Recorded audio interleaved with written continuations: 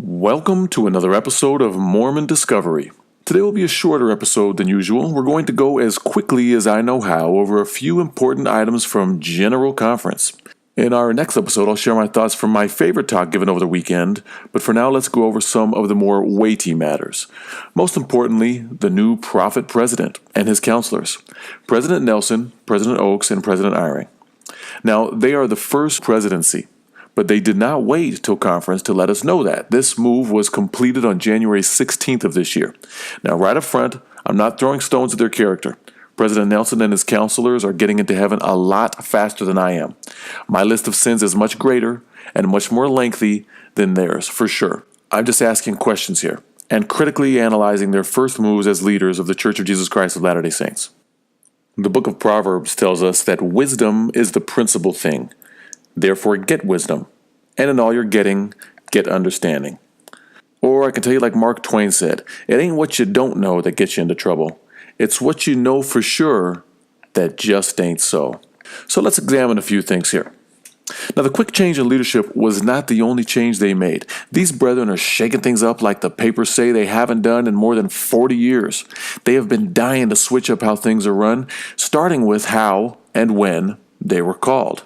The Doctrine and Covenants says in section 20, no person is to be ordained to any office in this church where there is a regularly organized branch of the same without the vote of that church. I'll say it again. No person is to be ordained to any office without the vote of that church.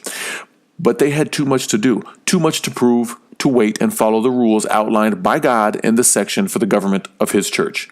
Their leadership and ability to get stuff done right out of the gate couldn't be questioned or challenged. They needed to shake things up in conference and couldn't wait to be ordained until after they were presented and sustained at conference to make these changes and receive prophetic guidance because they weren't in charge yet. So they had to make sure they held those positions before conference so their announcement at conference would have the stamp of prophetic first presidency approval on it. And this is my first issue. These guys are acting more like executives in a big company than prophet of a church. New CEOs of corporations, bigwigs, men, when they get put into a position of power, they have to prove themselves. They have to show how much of a difference they can make. Their egos and credibility are on the line. The more they can do to show they made positive changes, and the quicker they can make it, the better they solidify their power and legacy. And I'm not talking about the first presidency here. I'm talking about men in general. This is a general concept. It holds true for most people. And I don't think it's much different in this case. God works differently, though. God, guiding His church, doesn't hold back guidance or revelation until someone dies. It's not like He's sitting up there saying, I'm holding back all these big changes until Thomas dies, so I can dump a bunch of new stuff and start a new era, as P. Nelson called it, of church government. I'm not saying He can't. He's God. I'm saying it seems more like men leading the corporation of the president, yes, that's what it's actually called, than God. Well, we have to have a prophet, Kurt. President Monson dies, so we had to put a new guy in. No, we don't. Go read the rest of the Doctrine and Covenants, including section 107, where it says the 12 apostles form a quorum equal in authority and power to the 3 presidents previously mentioned. That was set up that way, so if there ever wasn't a living prophet president of the church, the 12 could run things just fine. And they have several times. After Brother Joseph's death, Brigham didn't take his place as prophet president for 3.5 years. The church didn't stop functioning without its prophet. Likewise, John Taylor did not take that elevated seat or calling for 3 years after Brigham's death. It was just under 2 years before Wilford stepped into that spot and after John Taylor died. The church was set up to operate in this way. There was no pressing need for President Nelson to jump in, skip over section 20, and announce the new presidency. So, like I said, they needed to jump into their positions of power so they could show how much they're doing and make sure we know to follow them right off the bat. Canceling the monthly first presidency message in the ensign, like, dang, between the 3 of y'all can't come up with 1 page of revelation and direction for the church in a month? Getting rid of the statistical report in the annual general conference in April, retiring high priest groups and combining them with the elders quorum, canning home teaching and visiting teaching, switching it up for ministering. They're going to start assigning topics for General Conference now, even though they've always been so proud of the fact that we don't assign talks and that it's all run by inspiration, and many more changes. On this episode, we'll just go through 3 of those points. The assigning of talks, how the priesthood change came about, and the statistical report, in that order. Then we'll finish with some thoughts from the Book of Mormon. Last General Conference, Elder Anderson told us again how the subject of conference talks are chosen. When and how does the inspiration for General Conference talks come? With no topics assigned, we see heaven beautifully coordinating the subjects and themes of eternal truth each and every conference. One of my brethren told me that his subject for conference was given to him immediately after his talk last April. Another mentioned 3 weeks ago that he was still praying and waiting upon the Lord. Another, when asked how long it had taken to compose an especially sensitive talk, responded, 25 years. At times, the central idea may come quickly, but the content and details still require enormous spiritual climbing. Fasting and prayer, study and faith are always part of the process. The Lord wants no pretense, diminishing His voice to His saints. Direction for a general conference talk often comes in the night or early mornings when the talk is far from the thoughts of the mind. Suddenly, unanticipated insight, and at times specific words and phrases flow as pure as revelation. Again, going back to the beginning, with no topics assigned, we see heaven beautifully coordinating the subjects and themes of eternal truth each and every conference. And this wasn't the only time the church had been proud enough about this fact to boast about it publicly. For years, they've prided themselves on the rule that no subjects are assigned. Many have given talks about this impressive system. In fact, if you go to lds.org right now and read the section on prophets and apostles, there's a link titled Preparing for Conference. On it, the church explains how General Conference is structured.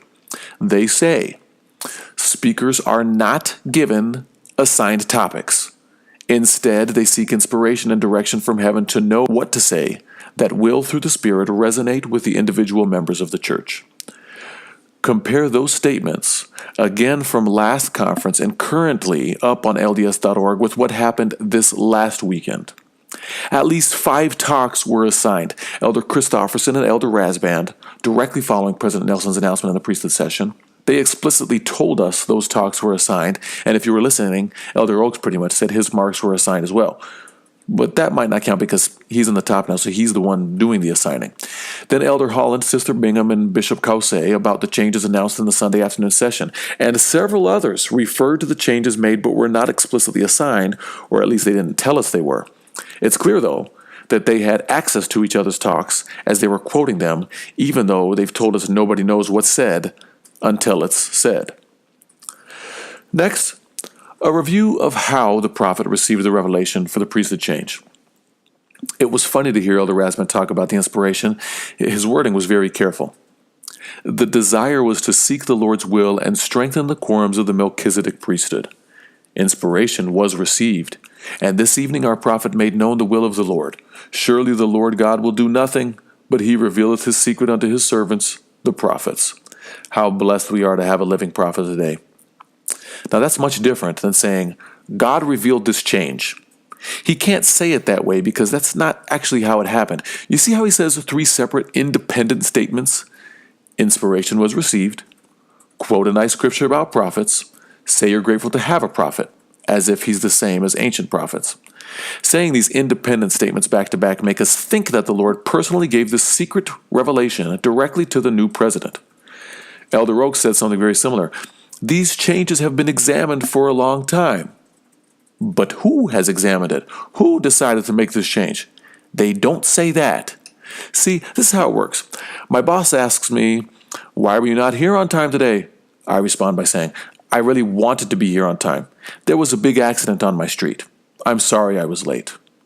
The accident was yesterday, and I was not stuck in it at all, but by saying it back to back like this makes it sound like it had everything to do with my tardiness, but it actually had nothing to do with my tardiness. I didn't lie. All the statements I gave were accurate. There was an accident on my street. I really did want to be here on time, but the message shared was not the truth. As you reread and rewatch conference, listen for this pattern. They use it all the time. Also, it's funny how Elder Rasband tries to say that this change will help with the continuing hastening of the work, as if the church is growing so fast and this change is needed to cope with or to help with that growth. Indeed, this is a time when the Lord is hastening His work. Again, he doesn't connect the statements because the church's growth is actually slowing dramatically, so he'd be lying if he tried to say it was. But saying it in this way makes it sound like the church is growing like never before. And on that note, let's jump to our final topic, the statistics. The church decided not to announce the statistics this year for the first time ever, and it's no wonder. Despite all their efforts to cook the books, I'll mention just a couple here, and if you'd like a much longer list of book cooking, listen to Radio Free Mormon's podcast on the subject here. The numbers continue to decline. As you can see in the numbers and graphs to be displayed, even though overall membership is still on the rise, the rate of growth is slowing drastically. Note the following. Convert baptisms have decreased every year for the past 4 years. Infant baptisms have decreased every year for the past 4 years. I'll explain later why I refer to them as infant baptisms. Our overall growth has decreased every year for the past 5 years. The past 4 years have seen the highest number of church departures than ever before. This includes deaths, but also people resigning or taking their names off the rolls of the church. The church came out with their new essays revealing the ugly but true details about our history in November 2013, and in 2015 their horrendous policy banning children of gays from getting baptized, a decision that is sure to be overthrown if it ever becomes statistically important, was released. Church resignations and deaths has never reached 100,000 until 4 years ago, but it hasn't gone beneath that number since. For reference, it was only 39,000 in the year 2000 and 53,000 in 2012. While continuing to examine these numbers, consider a few more details. The church's growth rate started declining just around the turn of the century. In an effort to make it look like our growth was not slowing so much, they decided to make a couple changes in the way membership was counted, starting in 1998. You can go back to the previous issues of the Ensign and find out exactly when and how those changes are listed. Number 1, unless headquarters is notified of a death, they started keeping people on the books until the age of 110, because by that point they are certainly dead. That doesn't sound too unreasonable unless you compare that with the U.S. life expectancy, which is 70, and which is much higher than in other parts of the world where the church is very big. So people who stop attending church and we don't know that they die are staying on record for 40 years longer than normal people live, making our numbers look nicer than they really are. Number 2, they used to count only children as members of the church once they were baptized. As you know, baptism has 2 major functions in our church, unlike most other churches. First, a remission of sins. Second, the way to gain membership into the church. You are not a member until you are baptized and confirmed. But we needed a spike in numbers in 1998, and we needed it fast, so we decided to start counting every baby born and put on the records. Now, many of these babies won't go on to be baptized, but we still count them as members of the church from birth till they reach 110 years old, whether they get baptized and become members of the church or not. So basically, we're half a step away from childhood baptism, which, according to Mormon, is a thing that if you are contemplating at the time of your death, guarantees you go straight to hell. But we flirt with the idea anyway because we need the stats. For a more detailed analysis on both of these 2 points, I point you again to RFM's recent podcast, Here, where I learned some of these details myself for the first time. Great episode. The last thing to note from these statistics, and you can make your own analysis as well. I left missionaries on as one of the categories just so you can see that regardless of the number of missionaries we have in the field, a number Elder Holland said would be 100,000 by the year 2019, which clearly won't happen. Does that count as a false prophecy? The number of baptisms is not affected by it at all. In fact, if you look again at my 4-year chart, it might appear that the decrease in missionaries correlates with the decrease in baptisms. But don't be too hasty. If you look at the huge spike of missionaries in 2013, a 24,000 plus increase, growth actually decreased that year over 31,000. In fact, with the spike of more than a score of full-time missionaries, only 10,615 more people were baptized that year. The 24,000 new missionaries only got less than a baptism each that year. And again, growth rate declined that year by more than the number of missionaries that joined the field. Look at the number of missionaries since 2000. The rise and fall of this number does nothing to the growth or decline of the church. I'll close now with a thought from the Book of Mormon. 2 Nephi 28. Nephi here is talking about churches in the last day. He goes through a lot of different doctrines, most of which do not apply to the Church of Jesus Christ of Latter-day Saints, but he is talking about all churches.